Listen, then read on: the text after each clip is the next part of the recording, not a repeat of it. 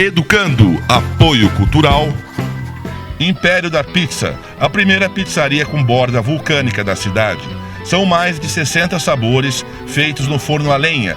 Peça a pizza na sua casa e, se preferir, você pode pagar no cartão de débito ou crédito. Avenida Venceslau Braz, 125, Vila Aurora.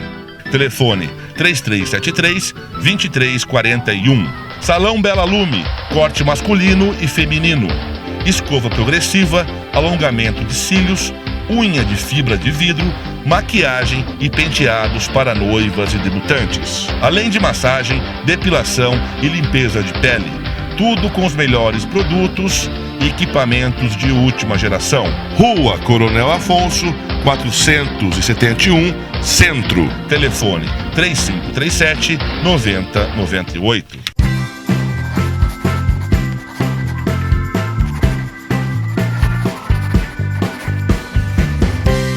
Olá, hoje o Educando vai dar continuidade com a entrevista com a fonoaudióloga Gisele Marinelli.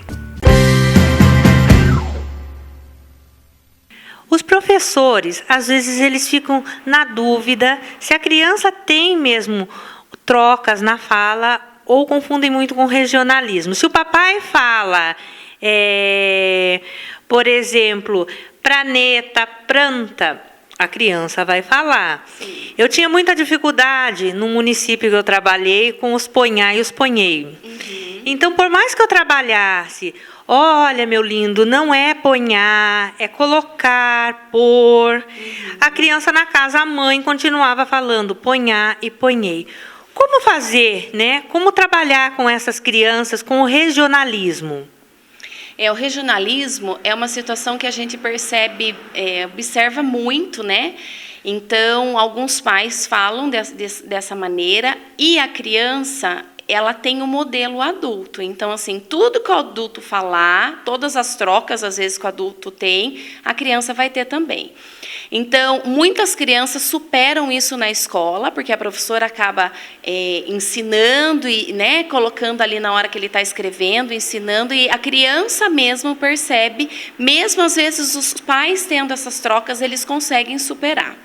Mas muitas vezes a criança acaba tendo o modelo dos pais e os pais falam desse jeito. Então, depende muito, assim, porque o trabalho do fonoaudiólogo vai depender dos pais. Se o pai fala errado, ele não vai ter o modelo correto para passar para essa criança. Então, em algumas situações é um trabalho um pouco mais difícil, mas às vezes a gente envolve a professora, né, passa para a professora, olha, essa criança precisa ser trabalhada nos encontros com ele, né, bicicleta, clube, e a professora vai exigir dessa criança na sala de aula e ela vai começar a ter essa percepção, mesmo os pais falando errado. E agora nós vamos pesquisar palavras que começam com a letra B. Também muitas crianças trocam o V pelo F, o P pelo B, o T pelo D. Dizem que eu troco as letras e que eu falo pelado, mas logo eu aprendo porque sou muito esforçado. Às vezes não vemos essas trocas na fala, mas aí entra também o trabalho do fonoaudiólogo junto com o da psicopedagoga, o da equipe, né, da professora, coordenadora da escola, também sempre está policiando, fazendo essa criança que ela perceba o que ela está escrevendo, porque a gente muitas vezes vê que a criança escreve, mas não lê o que escreveu, né? Então ela não foca atenção e não lê o que escreveu. Como é o trabalho de vocês nessas trocas que não é na fala, mas sim na escrita? Então, muitas crianças têm essas trocas, como você citou, são trocas que a gente chama de pares surdo-sonoro. Então, são sons muito parecidos e que as crianças, às vezes, não têm a percepção de perceber a mesma diferença de cada som. Então, por que surdo sonoro? Então, a gente tem um que tem uma vibração laríngea, outro não. Então, por exemplo, P é um som surdo, porque eu não uso praticamente as pregas vocais, né? Não tem uma vibração. E o B, eu tenho uma vibração de laríngea que faz com que ele seja sonoro. Então, a gente vai ter que ensinar a criança a perceber a diferença do som para que ela possa colocar na escrita quando estiver escrevendo. Algumas crianças têm essa troca também na fala, então aí fica um trabalho um pouquinho mais difícil, que na verdade a gente precisa ensiná-la a perceber na fala, para daí ela falando um pouco melhor, ela conseguir colocar na escrita. Mas não é um trabalho bem minucioso assim de percepção auditiva, de atenção ao som, porque são sons realmente muito parecidos. O seu trabalho também exige parceria dos pais. Eu vejo que alguns alunos meus fazem tratamento fonoaudiológico fora e sempre vem com um caderninho, né, que vocês passam. Às vezes tem o método da boquinha, às vezes faz o V com a lã, né? Então, a importância do pai estar cobrando e participando disso também.